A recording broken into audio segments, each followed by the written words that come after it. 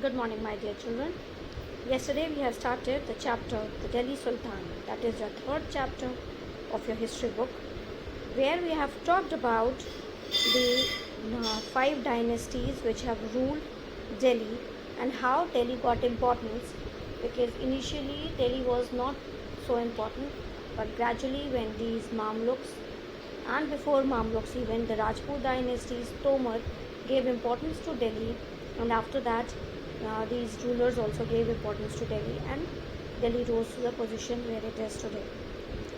So let's begin with the chapter, finding out about Delhi Sultans.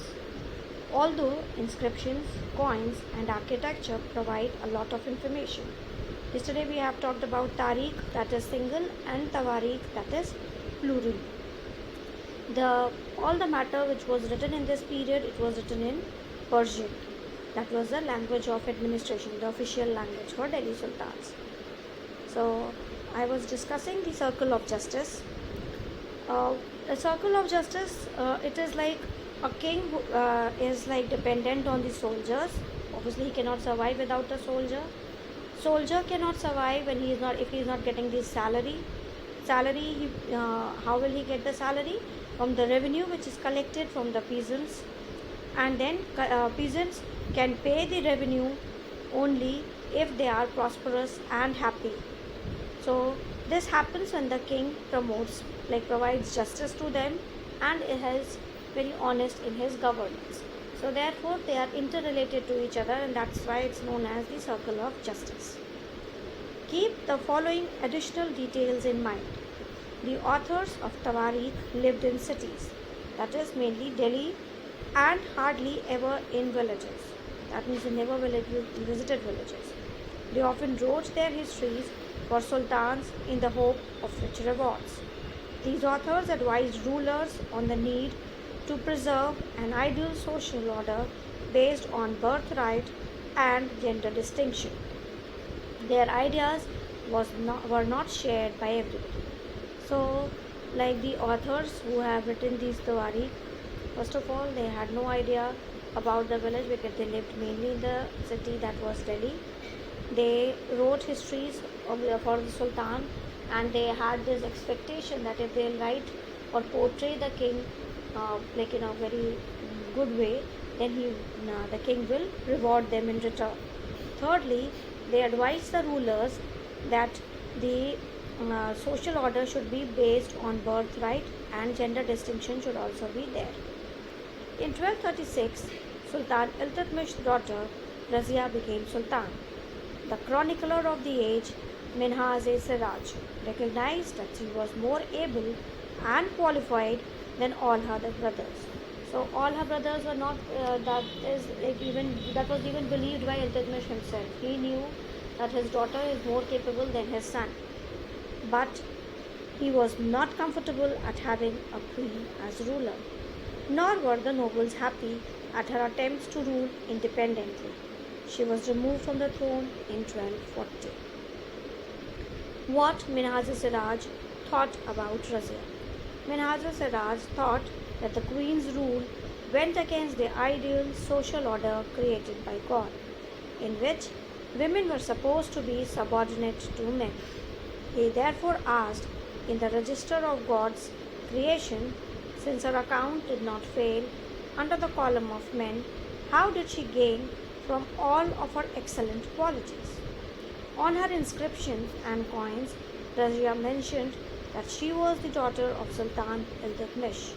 This was in contrast to the queen Rudra Devi, 1262 to 1289, of Kakatiya dynasty of Warangal, part of modern Andhra Pradesh. Rudramna Devi changed her name on her inscriptions and pretended she was a man. Another queen, Didda, ruled in Kashmir from 980 to 1003. Her titles are interesting. It comes from Didi or elder sister, an obviously affectionate term given to a loved ruler by her subjects. So you can see that he was against, because Razia Sultan mainly because she was a woman, and he felt that a woman should be under or should be subordinate to men. And here he has talked about Rudrama Devi, who was from Kakatiya dynasty of Varangal, which is now present day Andhra Pradesh. She changed her name on her inscriptions and it was presented as if she was a man. And on the other hand, the queen from Kashmir, Didda, she presented herself, or this you can say that there is a lot of resemblance with the word Didi, which means elder sister. Birthright. What is a birthright? That is privileges claimed on account of birth. For example, people believed that nobles inherited their rights to govern because they were born in certain families. So birthright means that all the privileges which was given to a family, it was passed on to the next generation. So the nobles also inherited this right. Gender distinction is social and biological difference between women and men. Usually these differences are used to argue that men are superior to women. So this was the mindset of people in that era. From garrison town to empire, the expansion of Delhi Sultanate. In the early 13th century, the control of the Delhi Sultans rarely went beyond heavily fortified towns occupied by garrisons. The sultans seldom controlled the hinterland of the cities and were therefore dependent upon trade, tribute, or plunder for supplies. Controlling garrison town in distant Bengal and Sindh from Delhi was extremely difficult. Rebellion, war, even bad weather could snap fragile communication routes. Delhi's authority was also challenged by Mongol invasion from Afghanistan and by governors who rebelled at any sign of the Sultan's weakness. The Sultanate barely survived these challenges. Its consolidation occurred during the reign of Ghiyasuddin Balban and further expansion under Alauddin Khilji and Muhammad Tughlaq. So, now when we talk about hinterland, that is the land which is adjacent to the city or a part that supply it with goods and services. Then garrison town where the king used to live, that was a fortified settlement and it had soldiers also to protect that land. The first set of campaign along with the internal frontiers of the Sultanate aimed at consolidating the hinterlands of the garrison town. During these campaigns, forests were cleared in the Ganga Yamuna Doab and hunter-gatherers and pastoralists expelled from their habitat. These lands were given to peasants and agriculture was encouraged. New fortresses, garrison towns, and towns were established to protect trade routes and to promote regional trade. The second expansion occurred along the external frontier of the Sultanate. Military expedition into South India started during the reign of Alauddin Khilji and culminated with Muhammad Tughlaq. In their campaigns, Sultanate armies captured elephants, horses, slaves, and carried away precious metals. The second expansion, that was the external frontier, where the military expeditions were carried out in South India, and it was done in the reign of Alauddin Khilji, and it was carried forward in Muhammad Tughlaq's reign as well. So what they brought with them was horses, slaves, elephants, and obviously the precious stones. By the end of Muhammad Tughlaq's reign, 150 years after somewhat humble beginnings, the armies of Delhi Sultanate had marched across a large part of subcontinent. They had defeated rival armies and seized cities. The Sultanate collected taxes from the peasantry and dispensed justice in its realms. But how complete and effective was its control over such a vast territory? So, you can see this is, I have talked about Kawat Islam Mosque and a minaret built during the last decade of the 12th century. This was the congregational mosque of the first city built by the Delhi Sultans, described in the chronicle as Dehli-e-Kunha. The mosque was enlarged by Iltutmish and Alauddin Khalji. The minar was built by two sultans, that is Qutbuddin Aibak and Iltutmish. You can see the picture here. The masjid. What is masjid? That is a mosque. It's called a masjid in Arabic. Literally a place where Muslim prostrates in reverence to Allah. In a congregational mosque, Masjid-e-Jama Masjid, Muslims read their prayer, that is namaz, together. Members of the congregation choose the most respected learned male as their leader, that is, they are known as Imam, for the ritual of prayer. He also delivers the sermon, that is khutbah, during the Friday prayer. During prayer, the Muslims stand facing Makkah. In India, this is to the west. This is called the Qibla.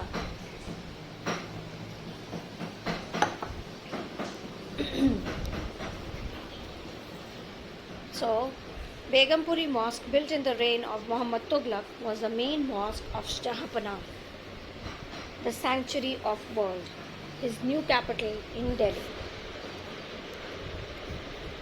The Delhi Sultan built several mosques in cities all over the subcontinent. These demonstrated their claims to be protectors of Islam and Muslims. Mosque also helped to create the sense of community of believers who shared a belief system and a code of conduct. It was necessary to reinforce this idea of a community because Muslims came from a variety of backgrounds. Now you can compare figure 2, 3, 4 and 5. What similarities and differences do you notice amongst the mosque? The mosque in figure 3, 4 and 5 show an evolution in architectural tradition that culminates in Shah Jahan's mosque in Delhi. We will discuss this when we are having a live class. A closer look. Administration from consolidation under the Khalji and consolidation under Khaljis and Tughlaqs. The consolidation of a kingdom as vast as Delhi Sultanate needed reliable governors and administrators. Rather than appointing aristocrats and landed chieftains as governors, the Delhi Sultan, especially Iltutmish, favored their special slaves purchased for military service called Bandagan in Persia. They were carefully trained to man some of the most important political offices in the kingdom.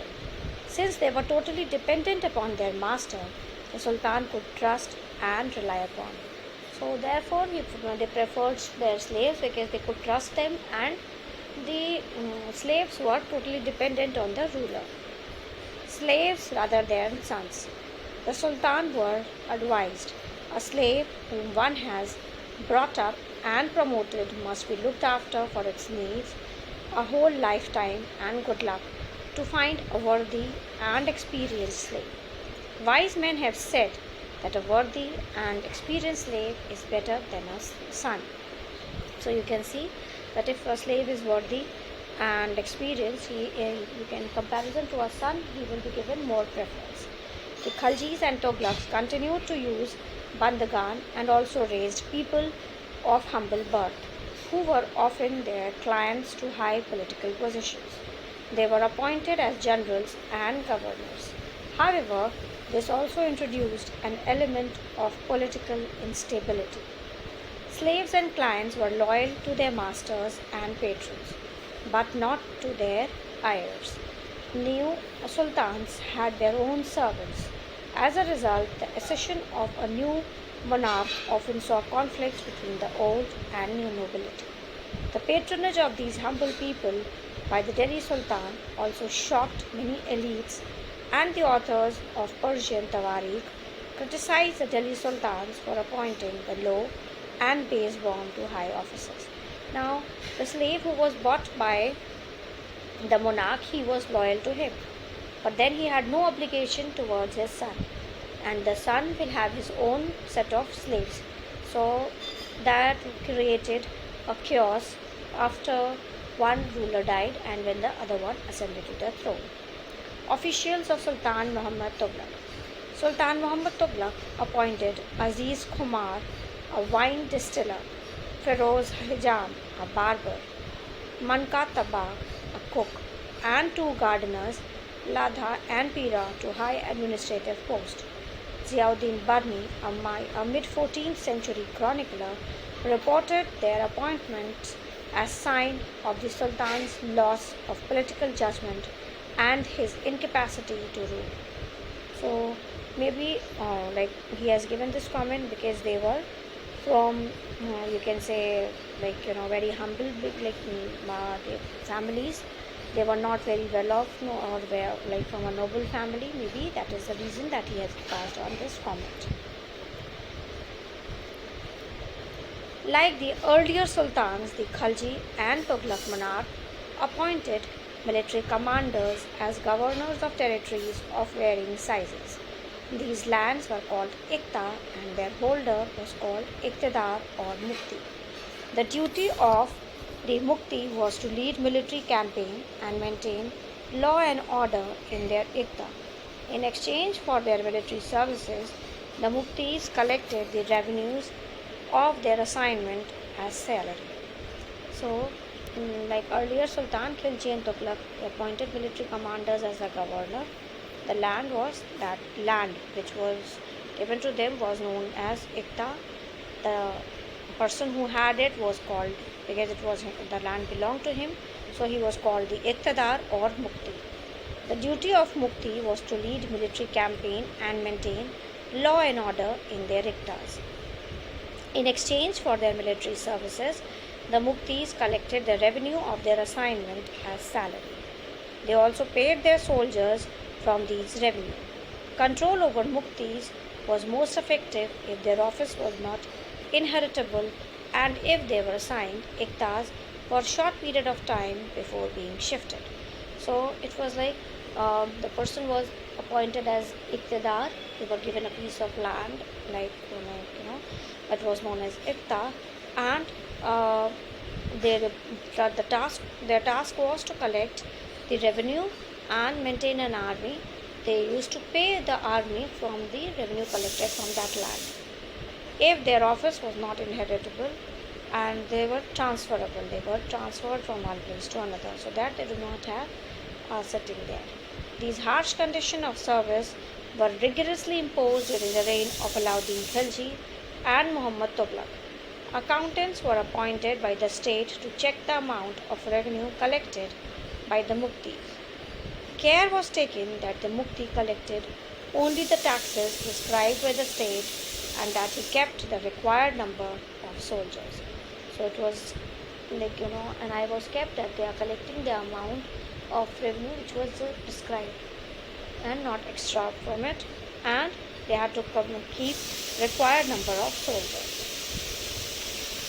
So I hope you people have understood till here.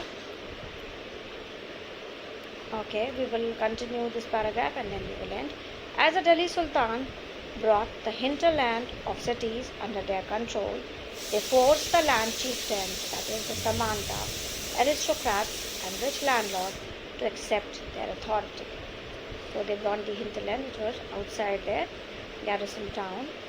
Under Alauddin Khilji, the state brought the assessment and collection of land revenue under its own control. The right of the local chieftains to levy taxes was cancelled and they were also forced to pay taxes. The Sultan's administrators measured the land and kept careful account. Some of the old chieftains and landlords served the Sultanate as revenue collectors and assessors. They assessed the land and the amount of revenue was fixed. There were three types of taxes: on cultivation called kharaj and amounting up to 50% of the peasants' produce, on cattle and on houses.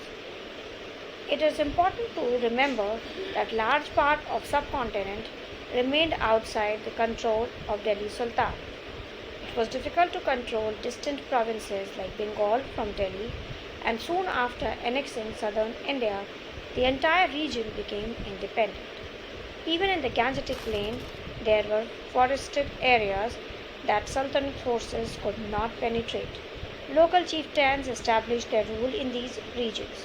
Sometimes rulers like Alauddin Khilji and Muhammad Tughlaq could force their control in these areas but only for short duration. So they forced their control, but then as soon as the soldiers returned or the armies returned, they again declared themselves independent. So it was only for short time, short duration. So with this we end here, and we'll continue in the next class. Please read the chapters, children. Thank you. Take care of yourself.